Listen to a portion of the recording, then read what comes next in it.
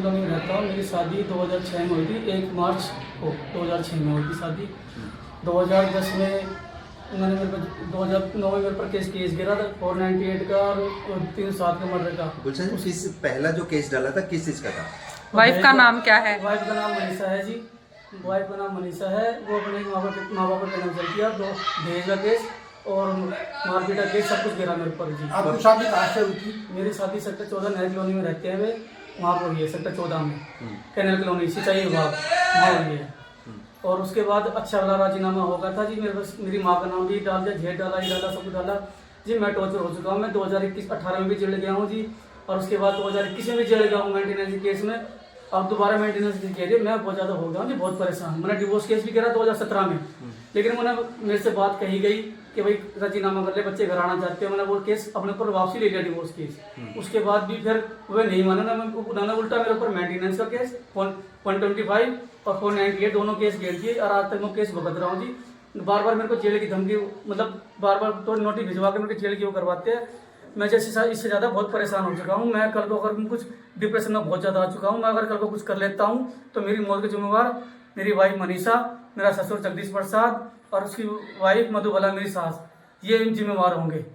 आप इतने सारे पेपर लेके दिखा रहे हो जी सर। जितनी धाराएं, जितनी केस लगी मेंटेनेंस को लेकर, धाराओं को लेकर, जी। कब हुआ था और क्या चाहती है आपकी पत्नी? सर ये 2010 से मैटर चालू हुआ है मेरा। 2010 में मेरी मदर भी थी, मेरा का नाम भी डाल रखा कि मैंने झूठा केस डाल रहा, मेरे ऊपर बार बार केस डालती है वो जी। हाँ, 2000 केस में राजीनामा हुआ, अच्छे भले रह रहे थे, कोई दिक्कत नहीं कैसी भी। ये एविडेंस है मेरे पास, एविडेंस दिखा दूंगा। राजीनामा हुआ है, हम घर आ गए, सब कुछ अच्छा भला रह रहा था। उसके बाद उन्होंने 2013 में अपनी मेरी छोटी गुड़िया हुई है। उसके बाद मैं घर चले गए, मेरे साथ मारपीट हुई है, मैं लेने गया उनके साथ। मैं हाथापाई होने के बाद उन्होंने मेरे को मारपीट भी करी है खूब। फिर भी मैं राजीनामा करने के लिए पड़ोस में गया हूँ, बड़े बच्चों को लेकर आया हूँ। उसके बाद मैंने गाड़ी घोड़ा लिया है, कारोबार अच्छा बनाने की कोशिश करी है। उसके बाद 2016 में वो फिर अपने घर चली गई, अपने घर चली गई है। फिर आ गई है 17 में वापसी, 17 में आ गई है। तो मेरी साड़ी की शादी थी 2017 के अंदर, 17 में शादी थी। तो उसके बाद मेरे से मेरी वाइफ ने पैसे मांगे कि भाई 2-3 लाख रुपए मेरे को दे दो, मेरी वाइफ मेरे पिताजी की शादी करेंगे, बहन की शादी। मैं मेरे पास नहीं है, मैं अपना कारोबार बढ़ाऊंगा आगे। मैंने मना कर दिया। तो इस बात से नाराज होके उन्होंने, मैं अपने काम धंधे पर निकल गया, बच्चों को रोक के घर में और पैसे पूसे निकाल के और सीधे घर। मैंने अपने ससुर के पास फोन करा, ससुर उल्टा सीधा मेरे को बोलता है।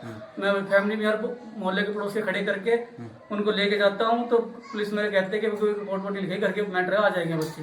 मैंने कोई केस नहीं करा। मैंने सोचा कि जहाँ रहना चाहती हूँ वहीं रहना चाहती हूँ, वहीं रह लूंगा। बस मैं अपना सामान भी लेके गया हूँ वहाँ पे। उन्होंने ठाके में 751 बार कई बार बंद करवा लिया जिन्होंने 751 में मेरे को। मैं अपने बच्चों से मिलता था, मैं नहर कॉलोनी में जाता था मिलने के लिए, तो बार बार मेरे को बंद करवा देते करते। उन्होंने मेरे से लिखित में ले लिया कि हाँ नहीं आएगा मिलने के लिए बच्चों से। मैं बच्चों से मिलने नहीं जाता। मेरे को बच्चों से मिले भी कम से कम मेरे को 8-10 साल हो गए मिले, मैं नहीं जाता हूँ। आपके अपने बच्चों से? हाँ नहीं मिले, क्योंकि लिखित में रखा जी मेरे को बार। कितने साल के दोनों बच्चे हैं? मेरी जो 2 बड़ी बेटी है 2008 में हुई थी, 9 महीने में, 9 महीने सितंबर में हुई थी, 9 महीने में।